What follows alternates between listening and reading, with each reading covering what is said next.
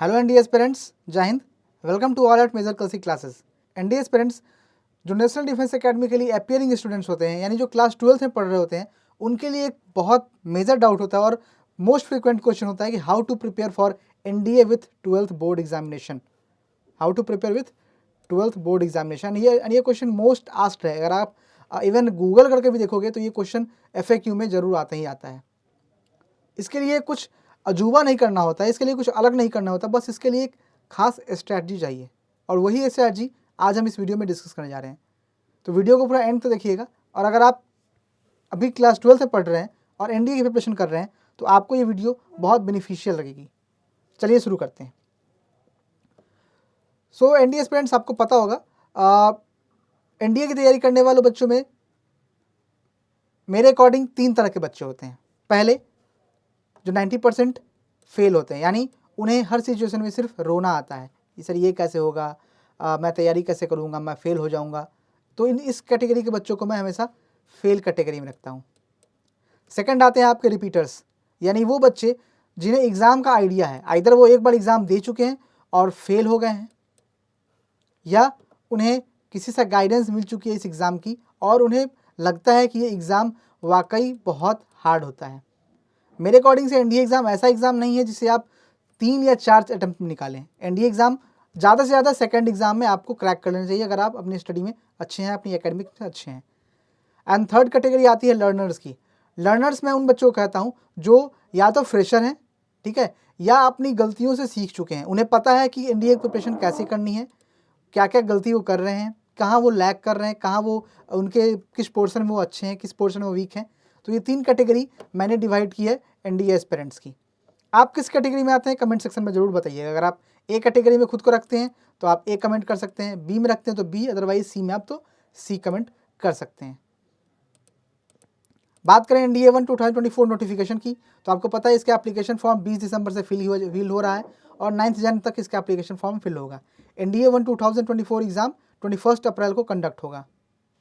अगर एनडीए के selection process की बात करें तो आपको पता है फर्स्ट स्टेप में आपका रिटन एग्जाम हो जाता है। फर्स्ट स्टेप में आपका रिटन एग्जामिनेशन होता है। रिटन एग्जाम क्वालिफाइड कैंडिडेट ही एसएसबी इंटरव्यू फेस करते हैं। एसएसबी में रिकमेंडेशन के बाद कैंडिडेट मेडिकल टेस्ट को फेस करते हैं। एंड अगर फाइनली ये तीनों आप क्वालिफाइड हैं तो आपका नाम मेरिट लिस्ट में आता है और जो बच्चे मेरिट इन होते हैं वही एनडीए में ट्रेनिंग के लिए जाते हैं। ये तो थी सिलेक्शन प्रोसेस। अब बढ़ते हैं आगे और अगर हम बात करें फोकस एरिया की, यहाँ से आपका पोर्शन शुरू होता है जो आपको बेहद जानना जरूरी है। फोकस एरिया से मेरा कहने का मतलब है ये either math candidates, focus area most important है बोथ कैटेगरी कैंडिडेट्स के लिए, यानी जो बच्चे मैथ्स लेके अपनी 12th कर रहे हैं या जो अदर स्ट्रीम से कर रहे हैं, उन्हें मैथ्स, फिजिक्स और इंग्लिश ये तीनों पे कमांड होना अच्छी तरह से ज़रूरी है। मैथ्स आपके लिए मोस्ट इंपॉर्टेंट, आपको पता ही है। अगर आप पेपर 1 मैथ्स कहीं कट ऑफ क्लियर नहीं कर सकते हैं तो आपका सेकंड पेपर ही चेक नहीं होगा। सेकंड आपका फिजिक्स जो 100 मार्क्स का होता है और थर्ड इंग्लिश जो 200 मार्क्स का होता है। इंग्लिश एंड मैथ्स ये दो मेरे हिसाब से मोस्ट इंपॉर्टेंट और मोस्ट बेनिफिशियल सब सेक्शन होते हैं एनडीए एग्ज़ाम के। इंग्लिश तो खासकर, और क्योंकि रिटन एग्जाम्स के बाद आपका सब एसएसबी इंटरव्यू में मोस्ट थिंग्स इंग्लिश पे ही डिपेंड करता है, तो इंग्लिश तो आपकी बहुत अच्छी होनी चाहिए। तो मेरे हिसाब से ये 3 चीज़ फोकस एरिया में मैंने रखी है जिस पे आपको बहुत ध्यान देना है। चलते हैं अगले सेक्शन की तरफ। तो अब मैं आपको कुछ स्कोरिंग टॉपिक्स बताऊंगा जो मैथ्स में आपको ईजिली हेल्प करेंगी ईजी स्कोर करने के लिए। यानी अगर आप algebra, matrices, determinants, trigonometry, 2D 3D geometry, differential calculus, statistics and probability, ये कुछ 6 चैप्टर अगर आप कर लेते हैं तो आप मैथ्स में अच्छा खासा स्कोर कर सकते हैं। ठीक है, तो आप इन चैप्टर्स को ज़रूर ध्यान देके पढ़िएगा। अगर हम इंग्लिश की बात करें तो इंग्लिश में आपको कुछ ज़्यादा नहीं करना है, हालांकि इंग्लिश का सिलेबस वास्ट है, बट आप अगर इंग्लिश पढ़ते हुए आ रहे हैं तो आपको कुछ ज़्यादा अलग करने की ज़रूरत नहीं पड़ेगी। ये टिप्स मैं उन बच्चों को देना चाहता हूँ जो इंग्लिश में थोड़े वीक हैं और इंग्लिश की बेसिक से प्रिपरेशन कर रहे हैं। देखिए, आप सबसे पहले किसी किताब को चुन लीजिए, ठीक है, किसी एक ट्रस्टेड बुक को चुनिए और उसी से पढ़ाई करिए। मल्टीपल बुक्स के चक्कर में आप रहोगे तो आपका ना कंसेप्ट क्लियर हो पाएगा और ना ही आपके पास उतना ज़्यादा टाइम रहेगा कि आप ज़्यादा टाइम इस पर दे सको। सेकंड, अगर आपको कोई बुक नहीं मिल रही है, अगर आप कन्फ्यूज है, तो आप सीधे ब्लाइंड ट्रस्ट कर सकते हैं एमकेसी ऑब्जेक्टिव जनरल इंग्लिश किया या लेक्सिकॉन के बुक को। इन बुक्स की स्पेशलिटी मैं आपको बताता हूँ कि इन बुक्स से मोस्ट ऑफ द क्वेश्चन आपके एनडीए एंड सीडीएस एग्जामिनेशन में आए हैं। With vast research and analysis ये बुक तैयार किया गया, तो आप इन बुक्स को एमकेसी पब्लिकेशन यानी मेजर कलसी क्लासेस.com से ऑर्डर कर सकते हैं या फिर आप कॉल कर सकते हैं 9696330033। सेकंड थिंग, ये टिप्स उनके लिए है जिन्हें ग्रामर या वोकैब कुछ नहीं पता। मैं कहना चाहूँगा आप पहले ग्रामर को अवॉइड कर दो। अवॉइड करने से मेरा मतलब ये नहीं कि आप बिल्कुल पढ़ाई मत करो, ग्रामर मत जानो, ग्रामर मत सीखो, नहीं, पहले आप वोकैब पे फोकस करो। वोकैब से आपका ज़्यादा स्कोर आ सकता है, तो पहले वोकैब को फोकस करो। एंड इफ़ वोकैब में आपका बेस अच्छा हो जाता है, आपको वर्ड्स अच्छे याद रहने लगते हैं, तो आप फिर ग्रामर पे शिफ्ट कर सकते हैं। अदरवाइज़ पहले आप वोकैब पे रहिए। फिर बारी आती है फिजिक्स की। फिजिक्स में मैंने यहाँ पे टोटल 6 चैप्टर बांट रखा है, जो मोस्ट इंपॉर्टेंट है अकॉर्डिंग टू एनडीए एग्जाम। आपका मैकेनिक्स हो गया, प्रॉपर्टीज ऑफ मैटर हो गया, heat and thermodynamics, electricity and magnetism, ये तो खासकर 11th-12th के बच्चों को सबसे हाईयर स्कोरिंग और सबसे फेवरेट चैप्टर भी लगता है। ऑप्टिक्स है and modern physics, the most important section in NDA exam. तो आप इन चैप्टर्स को भी जरूर आप चाहें तो पढ़ लीजिएगा। इन चैप्टर्स में आपको ज़्यादातर पीवाईक्यू सॉल्व करने जो आपको ज़्यादा हेल्प करेंगे एनडीए एग्जाम के लिए, ठीक है। और एनडीए एग्जाम की बुक की बात हो रही है तो देखिए, ये रहा मेजर क्लासिक क्लासेस की एनडीए बुक्स, आप देख सकते हैं। Mathematics, physics, objective general English, lexicon जिसकी हम बात कर रहे थे, history and polity, biology, chemistry and biology, geography, economy, हर एक सेक्शन का अलग अलग बुक है, हर एक सब्जेक्ट का। तो आप इन बुक्स को परचेज कर सकते हैं, जो आपके लिए मोस्ट बेनिफिशियल रहेगी। आपको कॉल करना है इस गिवन नंबर पे। चलते हैं आगे, और आपको मैं बताऊंगा स्कोरिंग एरिया आपका केमिस्ट्री एंड बायो। ये स्कोरिंग एरिया इसलिए ईजी है क्योंकि ये इसकी जो सिलेबस होती है वो 10th 11th मोस्टली 12th से आ जाती है। अगर आप 10th तक की अच्छी केमिस्ट्री बायो पढ़ रखे हैं तो आप इसमें अच्छा खासा स्कोर कर लेंगे, आपको फंसने की जरूरत नहीं पड़ेगी। अदरवाइज आप इन चैप्टर्स को भी जरूर पढ़ सकते हैं from chemistry and biology, difference between living non living, cells constituent of food, growth and reproduction, human body and its organ, acid, base and salts, carbon and its compound, physical and chemical changes, structure of atom, properties of air and water, mixture and compounds। आज आप in chapter को भी जरूर पढ़ लीजिएगा। और मैं हमेशा फोकस करूँगा, आपको हमेशा मैं सलाह दूंगा कि आप ज़्यादा से ज़्यादा पीवाईक्यू सॉल्व करो, ठीक है। एनडीए में सबसे ज़्यादा हेल्प पीवाईक्यू करती है, जितना ज़्यादा पीवाईक्यू सॉल्व करोगे उतनी आपके सिलेक्शन के चांसेस हायर रहेंगे, ठीक है।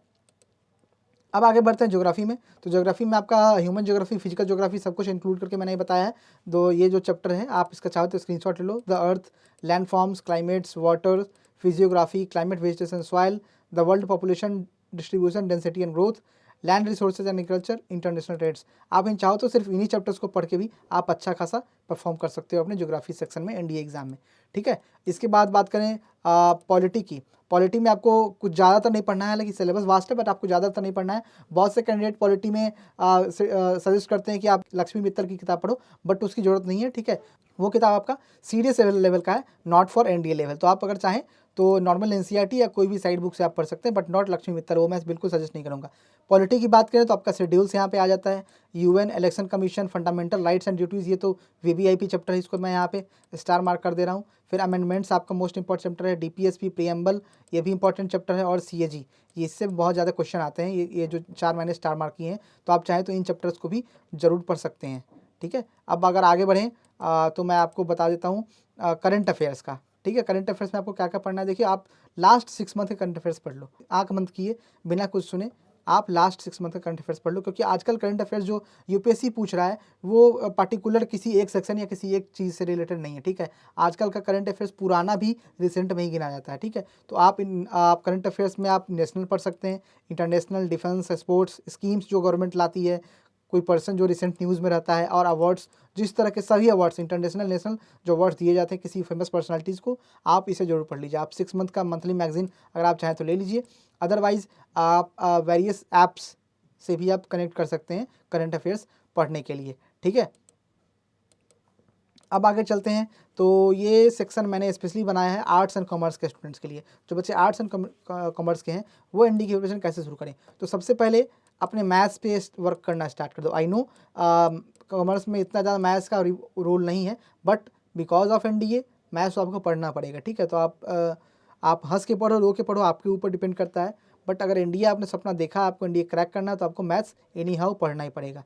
सेकंड थिंग, आप बायो से स्टार्ट कर सकते हो। अगर आप मैथ्स को आपको ज़्यादा हार्ड लग रहा है तो आप बायो से पहले स्टार्ट करो, ये ईजी सेक्शन है और आपको ईजी स्कोर्स भी दे सकता है एनडीए एग्जाम में, ठीक है।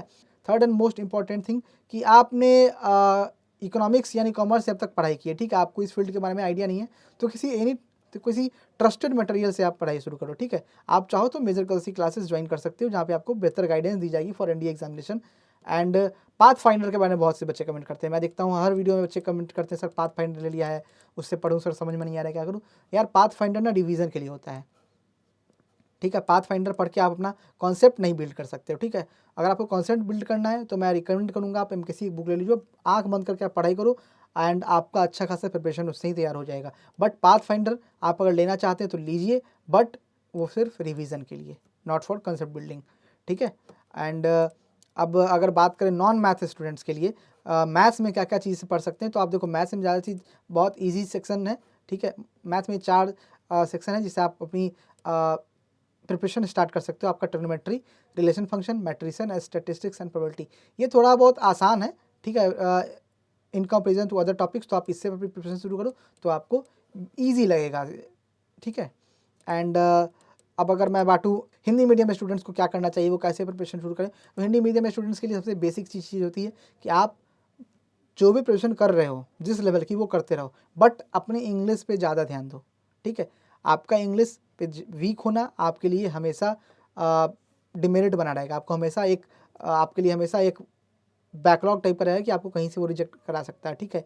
तो आप हिंदी मीडियम के जितने स्टूडेंट्स हैं आप अपने दोस्तों का ग्रुप बनाइए, ठीक है, उसमें बातें करना शुरू करिए, इन्वॉल्वमेंट बढ़ाइए, ठीक है। अपनी इंग्लिश पे वर्क करना शुरू करिए, डेली न्यूज़पेपर पढ़िए और ज़्यादा से ज़्यादा क्वेश्चन आप सॉल्व करिए इंग्लिश में ही। कोशिश करिए कि आप इंग्लिश में ही ज़्यादा से ज़्यादा क्वेश्चन सॉल्व करें, जिससे आपको लैंग्वेज की पकड़ हो, आप समझ सको कि लैंग्वेज कैसे काम करता है, ठीक है। लैंग्वेज की आपको समझ होनी चाहिए। और अब इंग्लिश के लिए तो बहुत सारे ऐप्स भी आ गए हैं, तो आप चाहें तो उन ऐप्स भी पढ़ सकते हैं। ऐप्स की बात करें तो मेरे ध्यान में आता है सबसे बढ़िया NDA की तैयारी करने का ऐप जो है मेजर कलसी क्लासेस का MKC लर्निंग ऐप। आप चाहें तो गूगल प्ले स्टोर से उसे डाउनलोड करके बहुत आसानी से NDA की प्रिपरेशन कर सकते हैं। And at last NDA foundation course for all the class 11th and 12th aspirants, इस कोर्स से बेहतर आपके लिए कुछ भी नहीं है।